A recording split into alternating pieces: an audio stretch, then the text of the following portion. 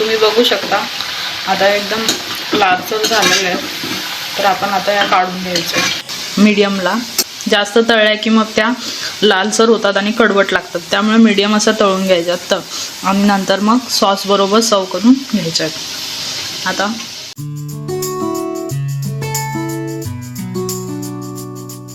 तर आज आम्ही कोथिंबीर वड्या करणार आहोत.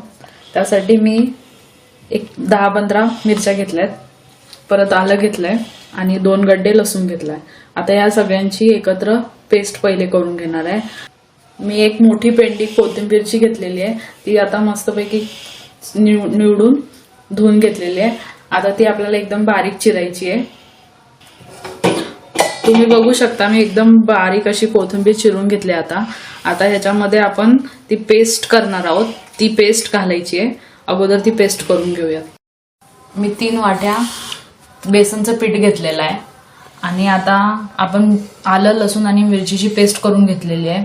परत जिरं एक अर्धा चमचा घेतलेला आहे, तीळ 1 चमचा घेतलेला आहे, हळद 1 चमचा घेतलेली आहे, तिखट 2 चमचे घेतलेले आहे. आता हे सगळं एकत्र करून ह्या पिठामध्ये मळून घ्यायचं आहे. मळताना अगोदर पाणी ऍड नाही करायचंय, कारण की कोथिंबीरला पाणी सुटतं, त्यामुळे मळायचं अगोदर कोथिंबीरमध्ये असंच.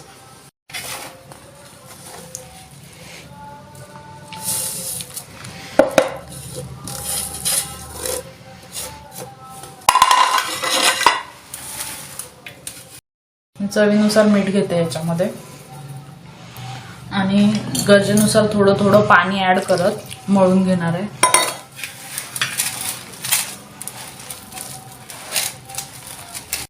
अशा प्रकारे आपलं पीठ कोथिंबीरचं मळून झालेलं आहे. आता ह्याच्या आपण लांब सडक अशा वड्या करायच्या आहेत आणि मग त्या उकडून घ्यायच्या आहेत. त्यासाठी आता मी उकडायला पाणी ठेवणार आहे, मग वड्या करून घेणार आहे.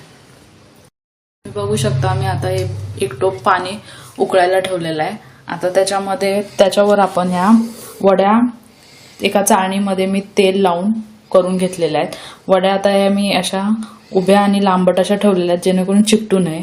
आता ह्या वड्या त्या पाण्यावर ठेवायच्या आणि वाफलून घ्यायच्या.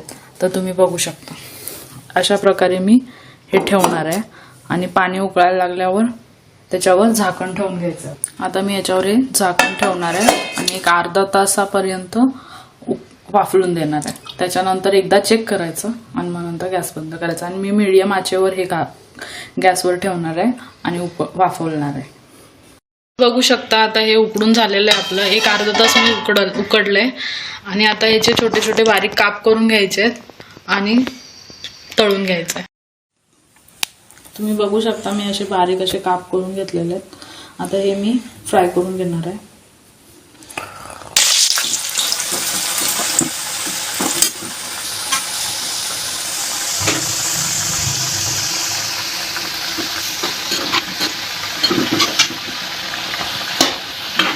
तुम्ही बघू शकता आता एकदम लालसर झालेले आहे.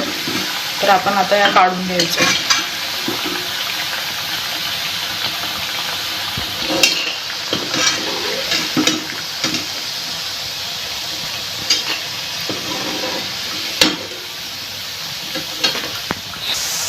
तुम्ही बघू शकता मीडियमला.